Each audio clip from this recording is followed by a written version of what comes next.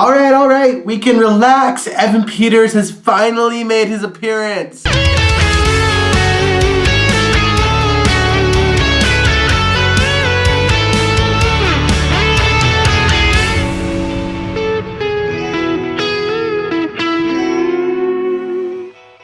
Welcome to my American Horror Story Season 6 after show. Whew, what a stressful episode. Okay, basically just to quickly sum up this episode, Matt, Shelby, and Flora are stuck in the house. The Roanoke mob has just surrounded their house, patiently waiting outside so that they would come out and get killed, as if they're going to do that. But before we got into that story, we learned a little bit more history of the house, mainly who the original owner is. In walks Evan Peters. And when I say original, I mean the one who had it after the Roanoke people. He plays yet another British pompous asshole, only this time he's gay. Thank you, God. Did they ever actually have the actual house? I don't remember. So anyway, this guy was obsessed with paintings, and the Roanoke people just basically trashed his paintings, haunted the shit out of him, and eventually he died. In front of the mob, stabbed to death, and then thrown into a fire. After more creepy shit happens in the house with Flora, Matt, and Shelby, Flora gets grabbed by this creepy thing that looks like it's straight out of a Japanese horror film. It drags her to the door of the basement. They all go downstairs, and that's where Evan Peters' character, whose name, by the way, is Edward Mott. Last name sound familiar? Think back to Freak Show, Dandy. They actually briefly mentioned Dandy's killings back in 1952. Yeah, so Edward Mott is one of his ancestors. He takes them through caves that he built, helps them escape,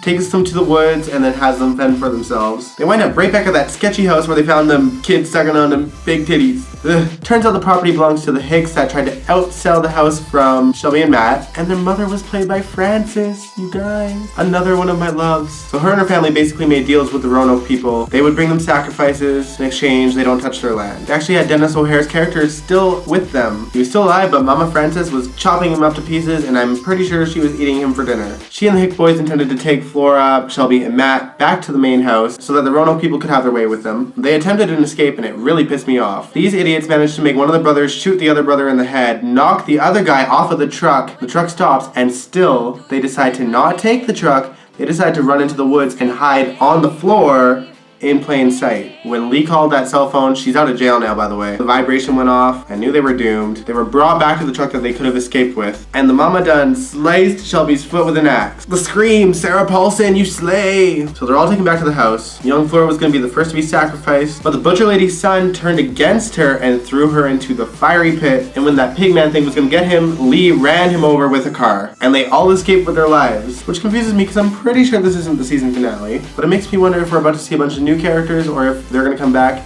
and their story's not done yet. I mean, they're no longer on the land. They're obviously all alive because they're doing the interview things, which I still hate, but whatever. So what's next? I honestly don't know. I mean, the butcher lady is already dead, so they obviously can't kill her. We've seen her running out of that fire. The stress. I honestly don't know what's gonna happen next, so and I don't watch the previews for next episode, so, you know, keeping me in suspense. I have to admit, this season is rocking the house for me. It is quality. The suspense, the mystery, I'm just loving all of it. I give this episode 5 out of 5 torches for keeping me on the edge of my seat and stressing me the fuck out. I cannot wait to see what happens next. I will catch you guys on the flip side next Thursday. Bye.